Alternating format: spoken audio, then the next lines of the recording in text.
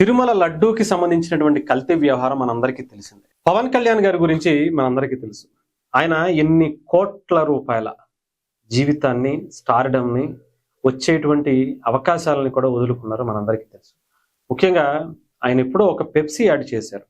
ఆ పెప్సీ యాడ్‌కే కొన్ని కోట్ల రూపాయలు అప్పట్లోనే ఇస్తానన్నా కూడా తీసుకుని అగ్రీమెంట్ చేసుకున్న దాన్ని కూడా క్యాన్సిల్ చేసుకుని, ఇది కరెక్ట్ కాదు, ప్రజలకి ఇబ్బంది పడేటువంటి ఇలాంటి కూల్ డ్రింకులు నేను ఎంకరేజ్ చేయటం కరెక్ట్ కాదని చెప్పి ఆయన అలా వదిలేసుకున్నారు. నిజంగా చెప్పాలంటే అది కంటిన్యూ చేసి ఉంటే ఈరోజు ఇండియాలో ఆయన నంబర్ 1 పొజిషన్లో ఉండటమే కాదు, నంబర్ 1 పొజిషన్లో సంపాదించుకుని నంబర్ 1 స్థాయిలోనే ఆయన ఆస్తిపాస్తులు కూడా ఉండేవి. బట్ అవన్నీ కూడా వదిలేసుకున్నారు.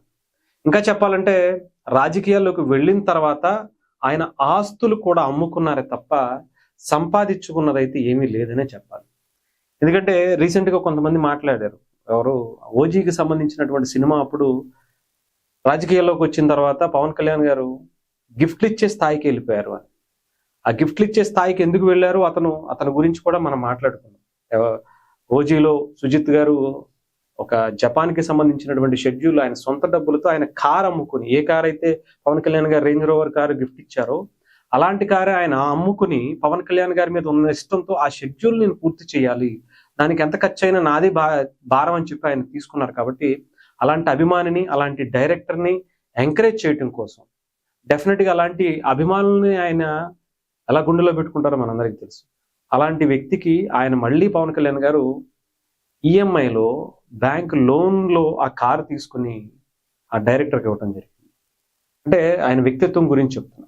అలాంటి వ్యక్తి రాజకీయాల్లోకి వచ్చిన తర్వాత ఎన్నో కార్యక్రమాలు, ఎంతో మందికి సేవా కార్యక్రమాలు చేసుకుంటారు. కౌలు రైతుల గురించి కావచ్చు, అక్కడ విజయవాడ వరద బాధితులకు ఇచ్చినప్పుడు కావచ్చు, కరోనా టైంలో ఇచ్చినటువంటి పరిస్థితి కావచ్చు, ఎక్కడ ఏ విపత్తు వచ్చినా, ఎవరికి ఏ సహాయం కావాలన్నా మొట్టమొదటి ఎవరికైనా గుర్తొచ్చేది ఆయన చెయ్యి.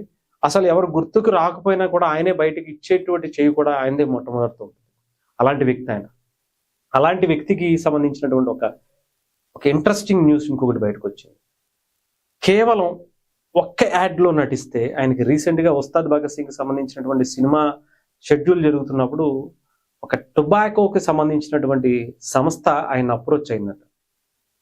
సార్, మీరు ఈ సినిమా చేసుకుంటూనే మాకు ఇలాంటి ఒక యాడ్, ఒక్క 5 నిమిషాల పాటు నటించేటువంటి ఒక యాడ్ కనుక నటిస్తే 40 కోట్ల రూపాయల రెమ్యునరేషన్ మీకు ఇస్తాము. ఇది మీకు ఇంకా ఎంత కావాలంటే అంత, మేము జస్ట్ శాంపుల్గా మాత్రమే చెప్తున్నాము, ఒక 40 కోట్లు ఇస్తామని చెప్తే, 40 కోట్లు కాదు, మీరు 100 కోట్లు ఇచ్చినా సరే, 1000 కోట్లు ఇచ్చినా సరే, నేను అసలు అలాంటివి చెయ్యను అని నిర్మోహమాటంగా నిక్కచ్చిగా చెప్పి పంపించేశారంట. అలాంటి వ్యక్తి పవన్ కళ్యాణ్ గారు. డెఫినెట్గా చాలా మంది కొన్ని సూక్తులు చెప్తుంటారు. సోషల్ మీడియాలో కొంతమంది వ్యక్తులు కూడా మాట్లాడుతూ ఉంటారు. బెట్టింగ్ యాప్ల్లో మేము సంపాదించి, లేదంటే అలాంటివి సంబంధించినటువంటి యాప్లను మేము ప్రోత్సహించి, ఆ తర్వాత వచ్చేటువంటి డబ్బుతో కొంతమందికి సేవా కార్యక్రమాలు చేస్తున్నామని చెప్పి కొంతమంది చెప్తూ ఉంటారు. బట్ పవన్ కళ్యాణ్ గారు నిజాయితీగా సంపాదించినటువంటి డబ్బుతోనే నిజాయితీగా ఒక రాజకీయ పార్టీ పెట్టి రాజకీయ నాయకుల్ని తయారు చేసుకుంటూ, ఆయన కూడా నిజాయితీగా అదే నడవడికతో ఆయన వెళ్తూనే, నిజాయితీగా పరిపాలన చేస్తూనే ఎంతో మందికి ఎన్ని రకాలుగా సేవా కార్యక్రమాలు చేస్తున్నారో, కొన్ని కోట్ల రూపాయల సహాయం అలా ఎడమ చేతికి చేసినటువంటి సహాయం కుడి చేతికి కూడా తెలియకుండా చేస్తున్నటువంటి ఘటనలు మనం చూస్తుంటే, ఇంత గొప్ప నాయకుడా మనతో పాటు మన దేశంలో ఉన్నది. అలాంటి నాయకుడిని కానీ, అలాంటి హీరోని కానీ ఈ రోజుల్లో మన భారతదేశంలోనే ఎవరు లేరు అని అంటే డెఫినెట్గా మనకి ఎంత గర్వకారణంగా ఉంటుందో ఆలోచించండి.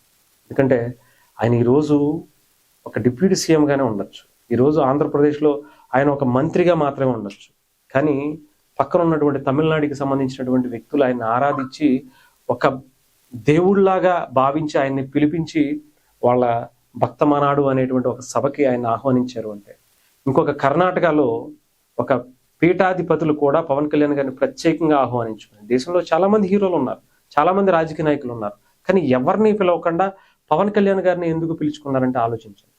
ఓకే, హిందువులు కాబట్టి ఆయన అనుకోవచ్చు. ఒక సిక్కుకి సంబంధించినటువంటి ఆ మతాలకి సంబంధించినటువంటి గురువుల వేడుకల్లో కూడా పవన్ కళ్యాణ్ గారిని నేను నాందేడులో భగత్ సింగ్ లాగా ఆయన వస్త్రధారణలో ఆయన అక్కడికి అడుగు పెట్టారు. వాళ్ళందరూ ఆయన అలా అలంకరించుకుని సంబరపడిపోయారు అంటే ఆలోచించండి. అంటే చాలా మంది నిన్న ఎవరో ఒక మాట విన్నాను నేను కూడా. మనకి సంబంధించినటువంటి ఒక గొప్ప ప్రైడ్గా మనం భావిస్తున్నటువంటి ఒక వ్యక్తిని మనం గుర్తించం, కానీ పక్క రాష్ట్రాల వాళ్ళు చాలా గొప్పగా చూస్తున్నారు అని. అది ఈ రోజు పవన్ కళ్యాణ్ గారిలో కూడా మనకు కనిపిస్తుంది. పవన్ కళ్యాణ్ గారిని ఎంతమంది అయినా సరే రాజకీయంగా వచ్చిన తర్వాత కొంతమంది విమర్శించచ్చేమో, కానీ ఆయన ఆయన వ్యక్తిత్వానికి సంబంధించినటువంటి ప్రతీక మనం చూస్తుంటే ఆయనకన్నా గొప్పోడు ఈ దేశంలోనే లేడు అని చెప్పడంలో ఎటువంటి సందేహం లేదేమో అనిపిస్తుంది.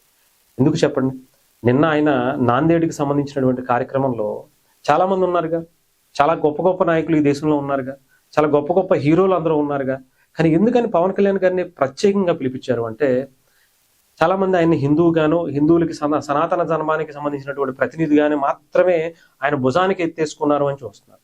మరి సిక్కుకి సంబంధించినటువంటి ప్రతినిధులు ఆయన ఎందుకు హక్కుని చేర్చుకుని ఈరోజు ఎంతో మంది గొప్ప గొప్ప నాయకులతో పాటు వాళ్ళకన్నా గొప్ప నాయకుడు ఈయన అని చెప్పి పిలిపించుకున్నారు? ఎందుకంటే ఆయన అన్ని మతాలను గౌరవించేటువంటి ఒక అసలు సిసలైనటువంటి భారతీయుడు, అసలు సిసలైనటువంటి ఒక సనాతన ధర్మాన్ని పాటించేటువంటి వ్యక్తిత్వం కలిగినటువంటి వ్యక్తి. అలాంటి వ్యక్తిని చూశారు కాబట్టి, అలాంటి భావజాలను ఆయన్ను కనిపించాను కాబట్టే పక్క రాష్ట్రాలకు సంబంధించినటువంటి వ్యక్తులు కూడా పవన్ కళ్యాణ్ గారిని ఎంత గొప్పగా పిలుచుకుని గౌరవించుకుని ఆయనతో అక్కడ ప్రారంభించుకుంటున్నటువంటి కార్యక్రమాలు మనం చూస్తున్నామంటే ఆయన అదే చెప్తున్నా, మన ఇంట్లో ఉన్నటువంటి మన వ్యక్తులు మనకు నచ్చరు, కానీ మన ఇంట్లో ఉన్నటువంటి వ్యక్తులు పక్క వాళ్ళకి చాలా అద్భుతంగా నచ్చుతారంటే ఇదే. నేను ఏదేమైనా కానీ ఇలాంటి విషయాల్లో మరొకసారి పవన్ కళ్యాణ్ గారు టొబాగో సంస్థకి ఇచ్చినటువంటి దాన్ని ఈరోజు మనం చూస్తే ఆయన గొప్పతనం ఏంటో మనకు అర్థమవుతుంది.